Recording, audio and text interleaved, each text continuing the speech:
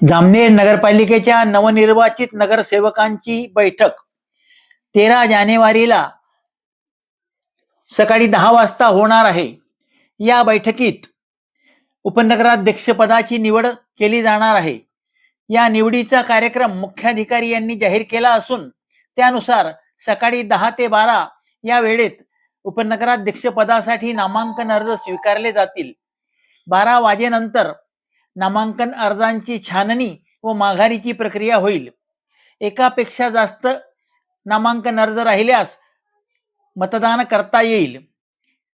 उपनगराध्यक्ष पदासाठी डॉक्टर प्रशांत भोंडे व अतिश झालटे या 2 ज्येष्ठ नगरसेवकांची नावे चर्चेत आहेत।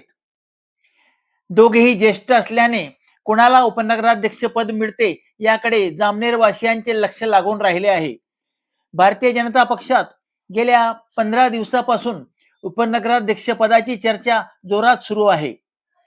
जलसंपदा मंत्री गिरीश भाऊ महाजन कुणाच्या नावाला पसंती देतात हे अद्याप कळलेले नाही। राजकीय घडामोडी वेगाने घडत आहेत। गिरीश भाऊ नाशिक महानगरपालिकेच्या निवडणूक प्रचारात व्यस्त असल्याने ते काय निर्णय घेतात याकडे सर्वांचे लक्ष लागून राहिले आहे। एक मात्र निश्चित, भारतीय जनता पक्षाचा उमेदवार उपनगराध्यक्ष पदाचा उमेदवार सर्वसंमतीने ठरला जाईल हे निश्चित आहे। मात्र तोपर्यंत उपनगराध्यक्ष कोण होणार याची चर्चा सुरूच राहणार आहे। डॉक्टर भोंडे गेले 5 वर्षे गटनेते म्हणून कार्यरत होते। अतिश झालटे यंदा 3ऱ्यांदा नगरपालिकेत नगरसेवक म्हणून निवडून येत असल्याने ते ज्येष्ठ नगरसेवक म्हणून सर्वांना परिचित आहेत। या तुल्यबळ लढतीत कुणाची जीत होणार याकडे सर्वांचे लक्ष लागून राहिले आहे। उपनगराध्यक्षपद तसे पाहिले तर महत्त्वाचे पद आहे। यासाठी स्पर्धा आणि चुरस होणे यात काहीच शंका नाही।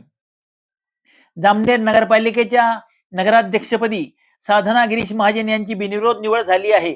त्याचप्रमाणे उपनगराध्यक्षपदाची देखील निवड व्हावी अशी सर्वसामान्य जनतेची व कार्यकर्त्यांची इच्छा आहे।